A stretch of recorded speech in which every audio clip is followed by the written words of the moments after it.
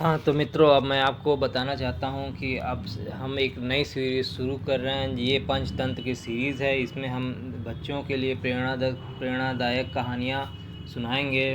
तो मैं इसको सुनाना शुरू करता हूँ। 1 मिनट का समय दीजिएगा तो मैं आपको ये सुनाना शुरू करता हूँ।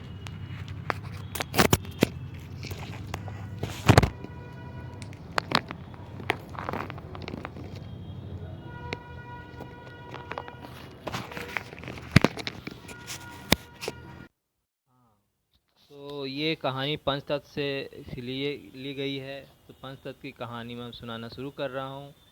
बिल्ली का न्याय। एक वन के एक पेड़ की खो में एक चकोर रहता था। उसे पेड़ के आसपास कई पेड़ थे। उसी पेड़ के आसपास कई पेड़ थे और विजयनगर फल जिन पर फल व बीज उगते थे।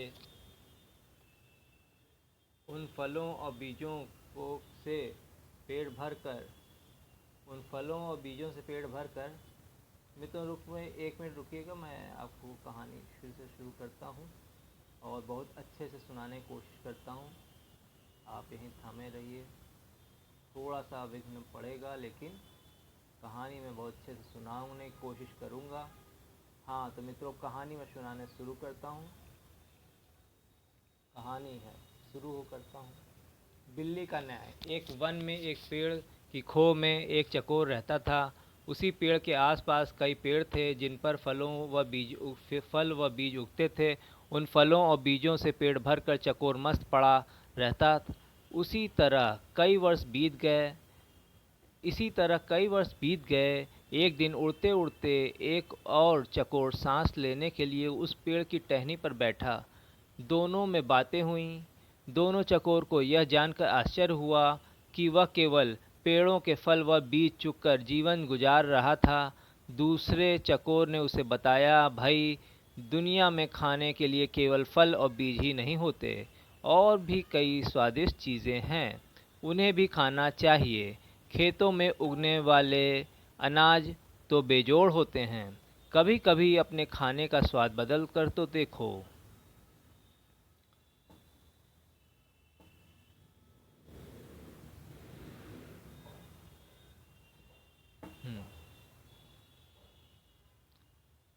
आगे की कहानी है। दूसरे चकोर के उड़ने के बाद वह चकोर सोच में पड़ गया। उसने फैसला किया कि कल ही वह दूर नजर आने वाले खेतों की ओर जाएगा और उस अनाज नाम की चीज का स्वाद चखकर देखेगा। दूसरे दिन चकोर उड़कर एक खेत के पास उतरा। खेत में धान की फसल उगी थी। चकोर ने कोपलें खाईं और उसे वह अति स्वादिष्ट लगीं। उस दिन के भोजन में उसे इतना आनंद आया कि खाकर तृप्त होकर वहीं आंखें मूंद कर सो गया। उसके बाद भी वह वहीं पड़ा रहा, रोज खाता पीता और सो जाता। 6-7 दिन बाद उसे सुध आई कि घर लौटना चाहिए। इस बीच एक खरगोश घर की तलाश में घूम रहा था। उस इलाके में जमीन के नीचे पानी भरने के कारण उसका बिल नष्ट हो गया था। वह उसी चकोर वाले पेड़ के पास आया और उसे खाली पाकर उसने उस पर अधिकार जमा लिया और वहां रहने लगा। जब चकोर वापस लौटा तो उसने पाया कि उसके घर पर तो किसी और का कब्जा हो गया है। चकोर क्रोधित होकर बोला, ए भाई तू कौन है और मेरे घर में क्या कर रहा है? खरगोश ने दांत दिखाकर कहा, मैं इस घर का मालिक हूँ। मैं 7 दिन से यहाँ रह रहा हूँ। यह घर मेरा है। चकोर गुस्से में फट पड़ा, 7 दिन भैये, मैं इस खो में कई वर्षों से रह रहा हूँ। किसी भी आसपास के पक्षी या चौपाए से पूछ ले।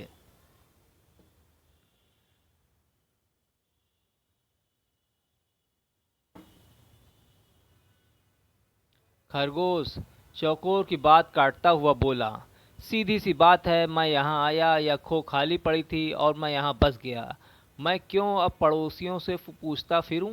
चकोर गुस्से में बोला, वाह, कोई घर खाली मिले तो क्या इसका यह मतलब हुआ कि उसमें कोई नहीं रहता? मैं आखिरी बार कह रहा हूँ, शराफत से मेरा घर खाली कर दो, वरना। खरगोश ने उसे ललकारा, वरना तू क्या कर लेगा? यह घर मेरा है, तुझे जो करना हो कर ले। चकोर सहम गया। वह मदद और न्याय की फरियाद लेकर पड़ोसी जानवरों के पास गया। सब ने दिखावे की हूँ तो की, परंतु ठोस रूप से कोई सहायता करने वाला सामने नहीं आया। एक बूढ़े पड़ोसी ने कहा, ज़्यादा झगड़ा बढ़ाना ठीक नहीं होगा।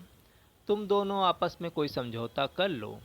पर समझौते की सूरत नज़र नहीं आ रही थी, क्योंकि खरगोश किसी शर्त पर खो छोड़ने को तैयार नहीं था। अंत में लोमड़ी ने उन्हें सलाह दी, तुम दोनों किसी ज्ञानी ध्यानी को पंच बनाकर अपने झगड़े का फैसला उससे करवाओ। दोनों को यह सुझाव पसंद आया। अब दोनों पंच की तलाश में इधर उधर घूमने लगे।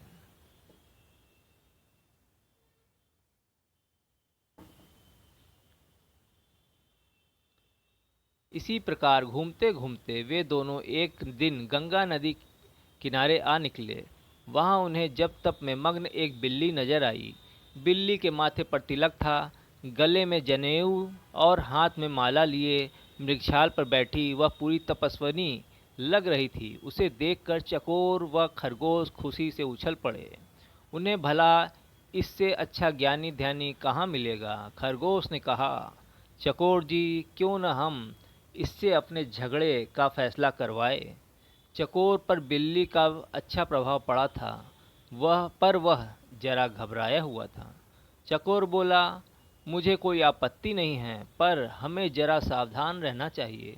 खरगोश पर तो बिल्ली का जादू चल गया था। उसने कहा, अरे नहीं, देखते नहीं हो, यह बिल्ली सांसारिक मोह माया त्याग कर तपस्विनी बन गई है। सच्चाई तो यह थी कि बिल्ली उस जैसे मूर्ख जीवों को फांसने के लिए ही भक्ति का नाटक कर रही थी। फिर चकोर और खरगोश पर और प्रभाव डालने के लिए वह जोर जोर से मंत्र पढ़ने लगी। खरगोश और चकोर ने उसके निकट आकर हाथ जोड़कर जयकारा लगाया, जय माता दी, जय माता दी।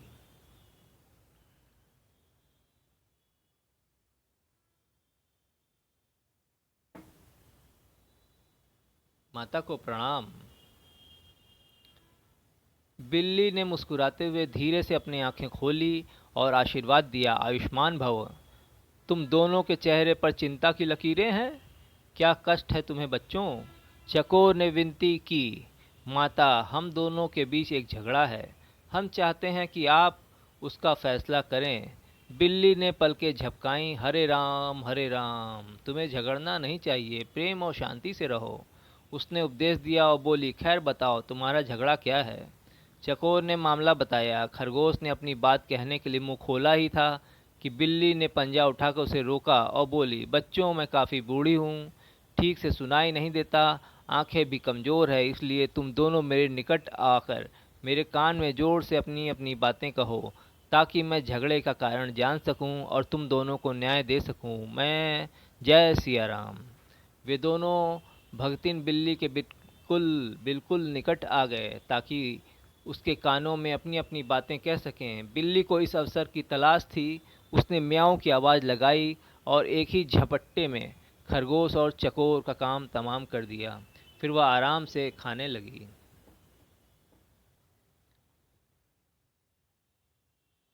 फिर वह आराम से हाँ अब फिर वो दोनों भक्तियों के बिल्कुल निकट कानों अपनी अपनी से बिल्ली उसके अवसर तरह से म्याऊं की आवाज़ लगाई, एक ही झपट्टे में करती, फिर आराम से उन्हें खाने। सीख ही बच्चों, इस कहानी से सीख यह है कि दो के झगड़े में तीसरे का ही फ़ायदा होता है, इसलिए झगड़ों से दूर रहे। तो बच्चों, ये कहानी आपको अच्छी लगी होगी और आपने इसका आनंद लिया होगा। मैं प्रयास करता रहूँगा कि आपको अच्छी अच्छी कहानियाँ पंचतंत्र की सुनाता रहूँ और ये सीरीज़ चलती रहे। तो मित्रों, अगर आपको यह कहानी अच्छी लगी तो आप मेरे चैनल को सब्सक्राइब करिए, लाइक करिए, शेयर करिए, कमेंट करिए और एक हाइप का ऑप्शन आए तो उसको भी दीजिए। धन्यवाद मित्रों।